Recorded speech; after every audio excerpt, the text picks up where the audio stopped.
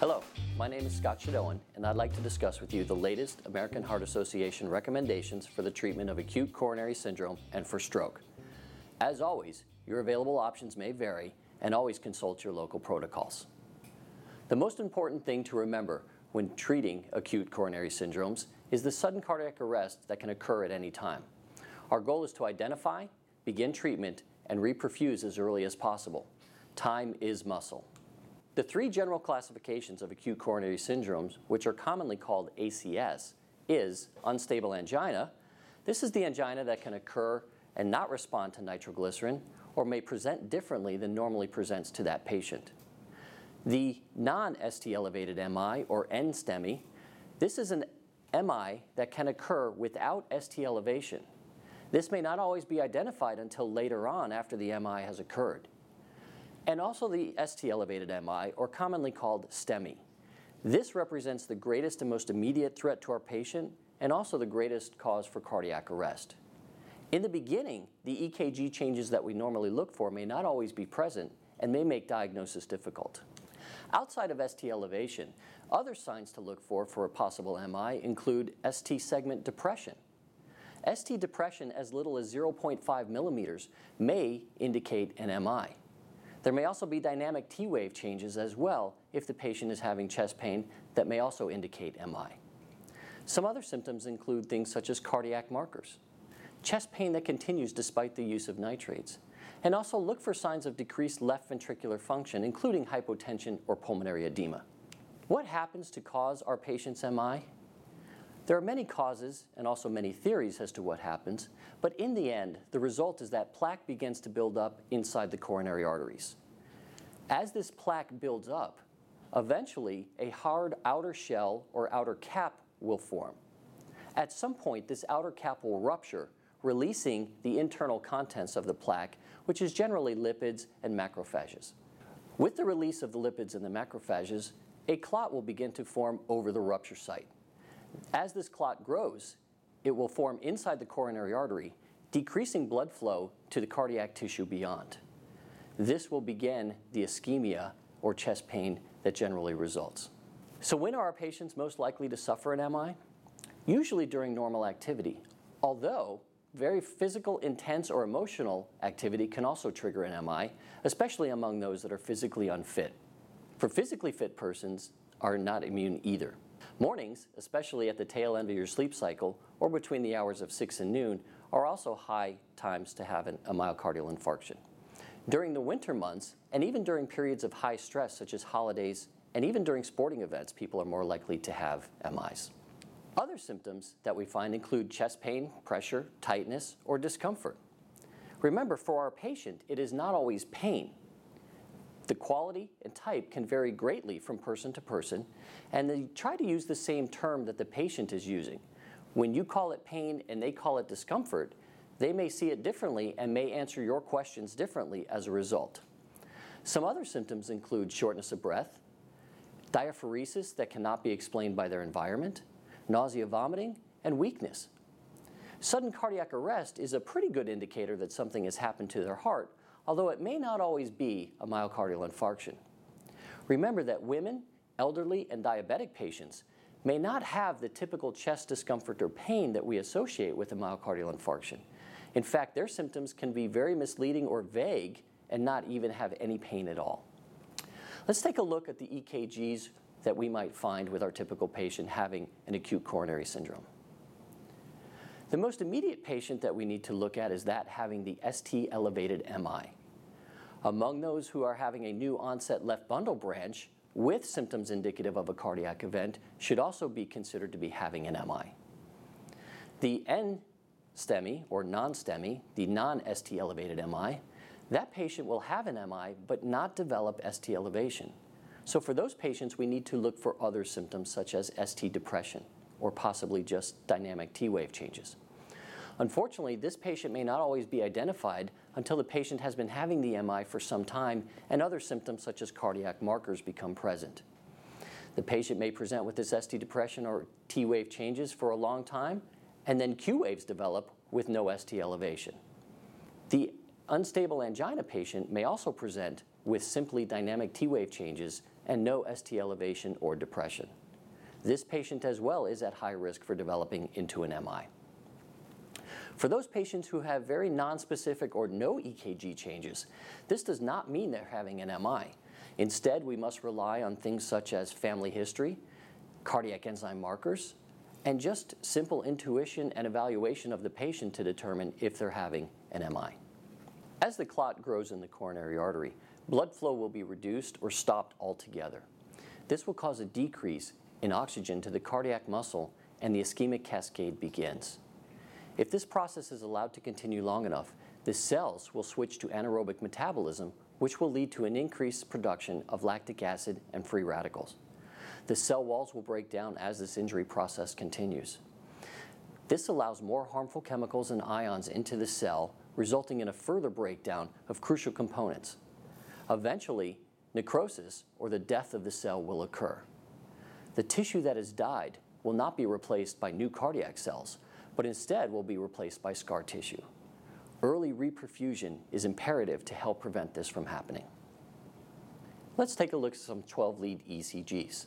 Although not everyone is capable of reading 12-lead ECGs, it is imperative that they be done as early as possible, and somebody who is trained in reading them looks at them, as it is a helpful tool in determining if the patient is having an MI. In this 12-lead ECG, do we find any changes that we should be aware of? We have a 75-year-old female who complains of indigestion all day. We find no significant changes. However, that does not preclude a cardiac event from occurring here. Further ECGs and cardiac enzyme testing might be indicated depending on how the patient presents. Remember, elderly patients and female are two of the types of characteristics we look for the patient who may not present with the typical chest pain. Or perhaps this is just indigestion after all. Let's take a look at this patient, a 60-year-old male with chest pain, which has been unrelieved by 6 of his own nitroglycerin. Do we find any ECG changes here that are significant? Absolutely. 2 things stick out in this patient. Number 1, chest pain that is unrelieved with nitroglycerin is an important finding. Persistent chest discomfort is a problem. Also, how long has this patient waited before seeking help? The second thing that we find is T-wave inversion in the septal and anterior leads of V1 through V4. This could be an early indicator of ischemia, and this is a patient that we need to further monitor and test. How about this patient? A 70-year-old diabetic female who complains of feeling weak and ill all day. There is significant ST elevation in the septal and anterior leads of V1 through V4, indicating a septal anterior MI in the left ventricle. There is also elevation in 1 and AVL, indicating lateral wall involvement. The ST depression that you see in the inferior leads is what we would call a reciprocal change.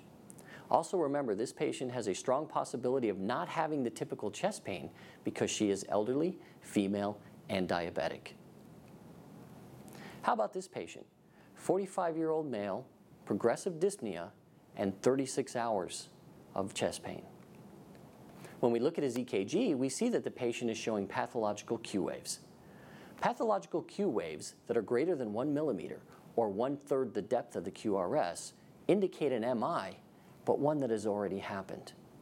36 hours into this event is a little late for us to help the patient with reperfusion therapy. However, because he is still having chest pain, we need to treat him. There are options available as far as treatment goes, but the immediate treatment of catheterization or fibrinolytics would not be indicated at this point. How about this patient? A 55-year-old patient with a 30-minute onset of chest pain, near syncope, and also you notice the blood pressure. This patient is having an inferior wall MI, but is also having signs of right ventricular involvement. In this patient, you'll notice that the blood pressure is low, and hypotension is a very common occurrence for patients having right ventricular MIs.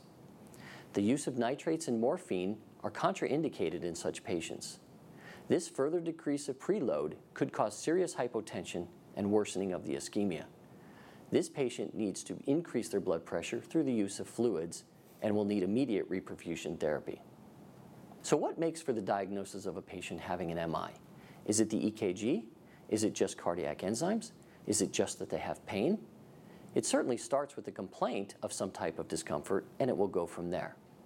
So as you start treating the patient with nitrates, are they getting relief? If not, this may be more than just angina. Does there appear to be EKG changes? Don't be fooled by a normal EKG. The changes just may not be there yet. Consider an MI like a puzzle. There are a lot of pieces that we need to see the MI, but just because we do not see the big picture yet does not mean that the patient is not having a myocardial infarction. Remember, our first goal was to identify the patient with an acute coronary syndrome. Now we must begin the treatment. If our patient is hypoxic, those with a pulse ox of less than 94%, then we must give them some oxygen. Not all patients will require the routine administration of oxygen, however. Let's try some nitrates for vasodilation. Just remember to look for a good blood pressure and also make sure that no erectile dysfunction drug use has occurred in the previous 24 to 48 hours. Blood pressure up, libido down is what I always say. Let's also try some aspirin and maybe even some Plavix or heparin to help stop the clot or even help to break it down a little bit. Glycoprotein inhibitors may also be indicated for the non-STEMI or unstable angina patient. Morphine is indicated when nitroglycerin fails to relieve the pain.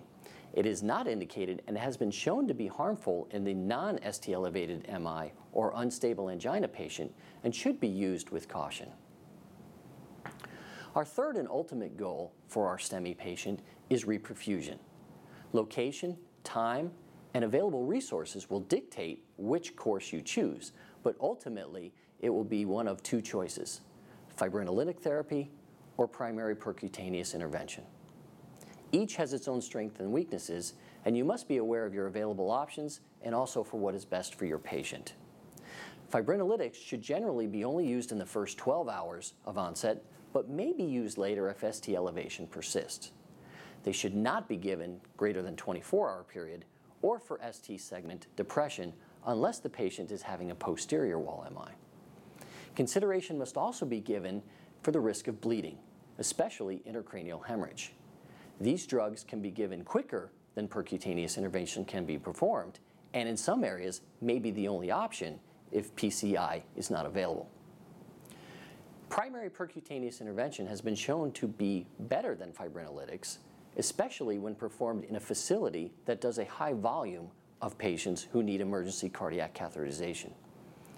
For patients under 75 years old, for those who are in cardiogenic shock, and also those with a risk of intracranial bleeding, PCI is performed has a much lower cause of chance of stroke than fibrinolytics.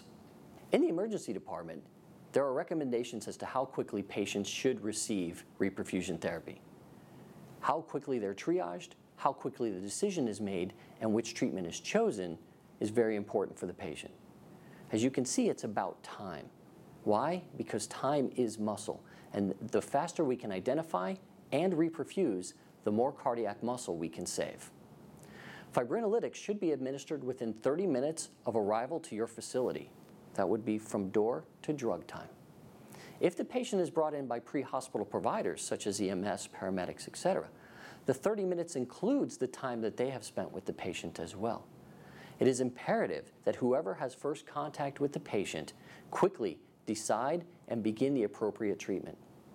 Pre-hospital 12-lead transmission, if possible, can help prepare the emergency department for the patient's arrival and speed decision-making. If PCI is performed, it should be done within 90 minutes of patient contact. That includes paramedics, nurses, or emergency department arrival. Recent studies support transferring fibrinolyzed patients to a facility for early PCI within 6 hours. Remember, identify, treat, and reperfuse. Let's talk a little about stroke. Most strokes are ischemic strokes, those caused by a clot or plaque. The immediate area around the blockage is certain to die quickly. However, there is a larger area called the penumbra, which is salvageable if treatment is received quickly enough. Remember, the ischemic cascade that we saw in the cardiac muscle, well, that will also happen here in the brain. This will happen with stroke due to anaerobic metabolism causing lactic acid production, which will further damage the cells. The cell's ability to control the inflow of ions and chemicals is hindered, leading to an influx of harmful materials, resulting in the production of free radicals. It is these free radicals that will break down the cell membrane, allowing even more harmful chemicals into the cell. The mitochondria will break down, releasing more toxic chemicals and causing apoptosis or cell suicide. When the brain is reperfused, the inflammatory response can cause swelling in the tissue. White blood cells may eat damaged but still viable cells, which will cause even more damage. What do we look for in patients having stroke? Well, the classical signs involve neurological changes that may vary depending on the affected areas of the brain. Speech, motor movement, memory, personality, even hemiparesis or weakness may occur. Public education has focused on getting patients to recognize the possible symptoms of stroke. Also, rapid emergency response, evaluation, and treatment occurs. But it is up to the provider to examine the patient and to determine the most appropriate treatment for this patient. Just like we did for myocardial infarction, identify and reperfuse the patient quickly. This will offer the patient the best chance for optimal recovery. Time is brain here. There is limited opportunity to reperfuse brain tissue. The Cincinnati Stroke Scale is a very quick and reliable indicator to determine the probability that a patient is having a stroke. If the patient has facial drooping, slurred speech, or arm drop specific to one side, there is a 72% chance that the patient is experiencing a stroke. If all three of those symptoms are present, the probability jumps to 85%. Also, make sure you rule out other causes, such as drug or alcohol use, and of course hypoglycemia, which could be present in your patient as well. Get the patient to a facility that specializes in stroke care. Numerous studies have shown that patients who receive treatment at these facilities have far better chances of survival and much greater recovery than those who go to any hospital for treatment. Again, time is brain. You must act quickly to evaluate and administer the appropriate treatment. For emergency department arrival of the patient at your facility, 60 minutes is the target time for door-to-drug delivery to break up the clot. However, the treatment must be administered within 3 hours of the onset of symptoms. This includes delays in patients seeking medical attention, EMS arrival on scene, evaluation and treatment from the scene, and transport to your facility. Emergency department evaluation and testing must be done quickly upon arrival. The definitive treatment remains recombinant TPA or thrombolysis. Some facilities may be able to perform other methods, and you must know what is available in your local area. What if there is no facility to treat the patient within 3 hours? Perhaps you're in a very distant, remote area. Perhaps you're in a place that just does not have the ability or the capability of performing such things. Well, supportive therapy becomes our main goal. Airway support, physical and psychological support for the patient, and also for the family. Some places may consider an aspirin if there is no signs of intracranial hemorrhage. There are some other options depending on the facility's capabilities. Intra-arterial fibrinolysis is a much more specific application of TPA directly through the clot when applied through angiography. Early results look promising. Mechanical thrombectomy works by using a corkscrew-type device, which is used to physically remove the clot from the cerebral artery. Hypothermia for cardiac arrest survivors has become a standard for post-arrest treatment to help preserve neurological function. This principle is also being studied for the use in stroke victims. Stay tuned for further results. And lastly, the use of bat saliva. That's right, bats. Vampire bats specifically. It sounds like something out of a horror movie, but desmodoplase is currently in clinical trials with the results expected in early 2012. It is a very fibrin-specific enzyme that is not neurotoxic and doesn't appear to affect the blood-brain barrier. As all of these choices depend on the facility, it is very important that pre-hospital providers quickly determine patient having a stroke, which hospital they go to, and it is also very important that prompt recognition by the emergency department personnel will get the patient to the proper treatment as quickly as possible. This concludes our section on acute coronary syndromes and stroke. Remember, for both patients, time is critical. The faster we can decide treat, and reperfuse our patients will not only offer them the greatest chance for survivability, but also the greatest chance for functional recovery.